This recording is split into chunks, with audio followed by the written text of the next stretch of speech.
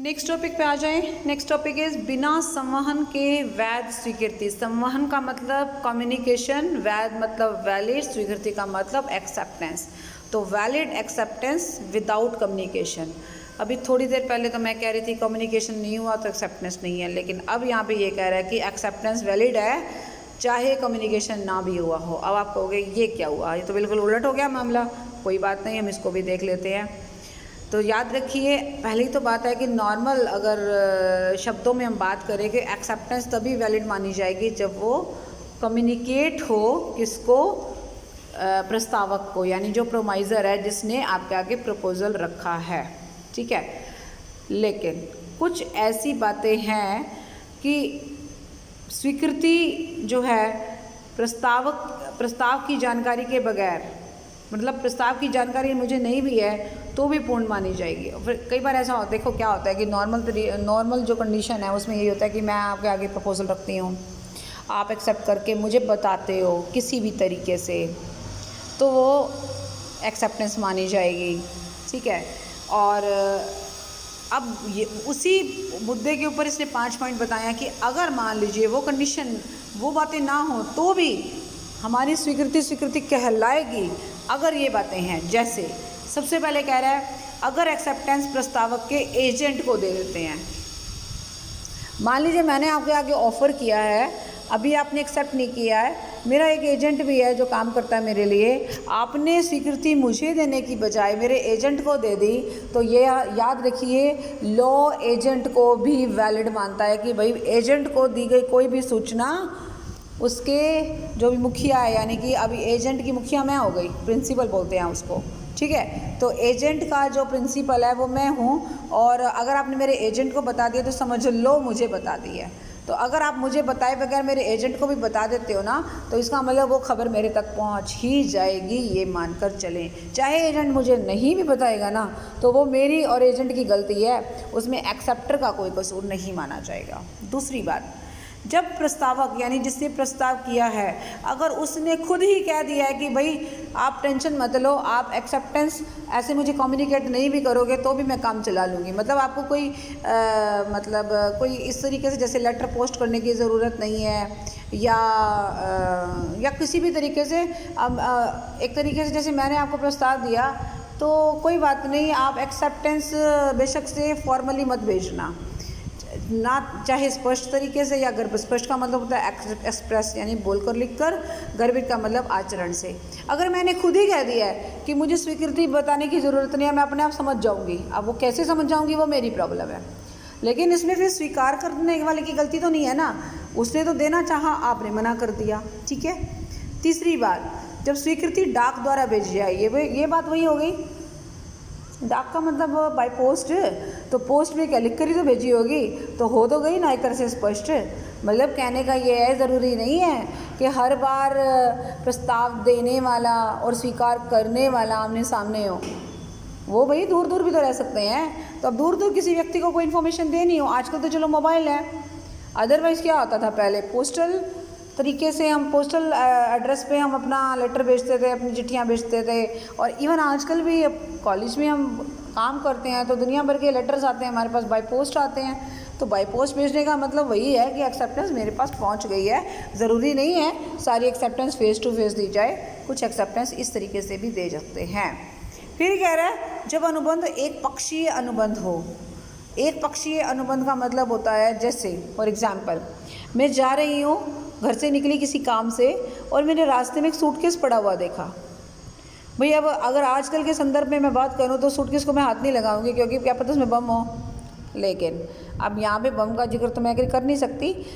Suitcase मैंने देखा, अरे किसी का गिर गया, कोई बात नहीं, उठा के मैंने पहले आसपास नज़र दौड़ाई, कोई नहीं मिला, मैं उसको घर ले आई।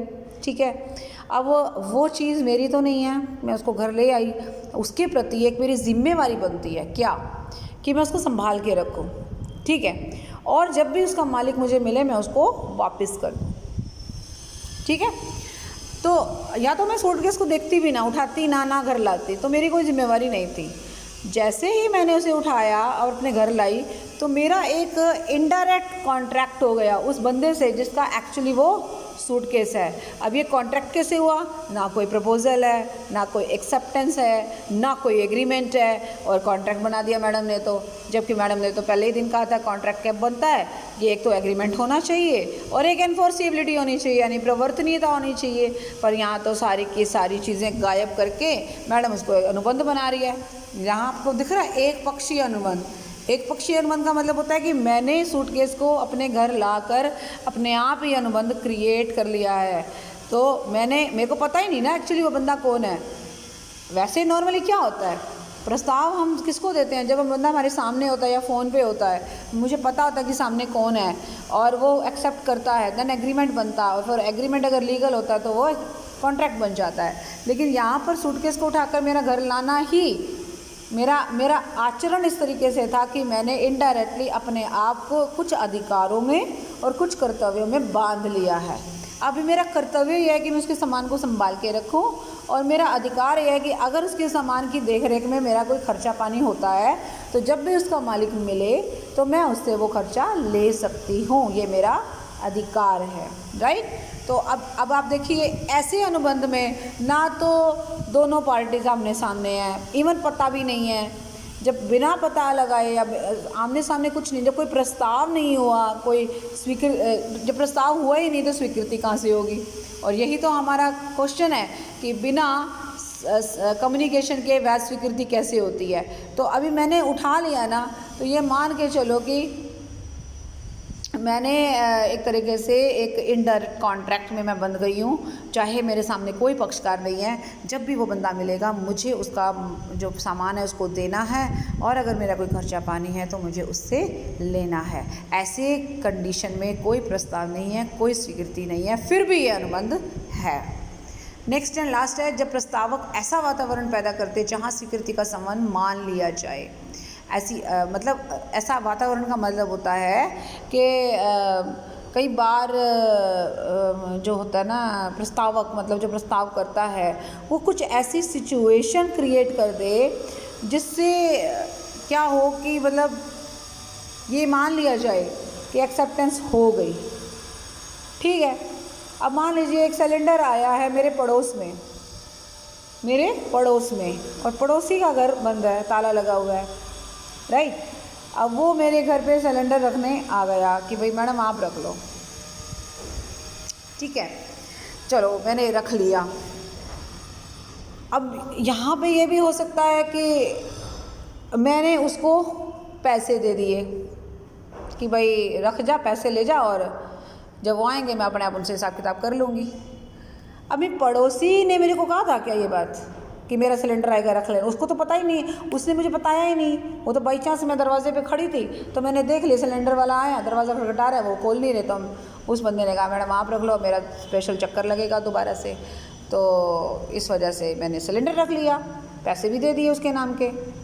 ठीक है, अब मान लीजिए पड़ोसी आता है, पड़ोसी को नहीं पता मैंने क्या किया है, लेकिन पड़ोसी की ये ड्यूटी बन गई बिना उसके जाने ही कि सिलेंडर मेरे से लेना और मुझे वो पैसे देना।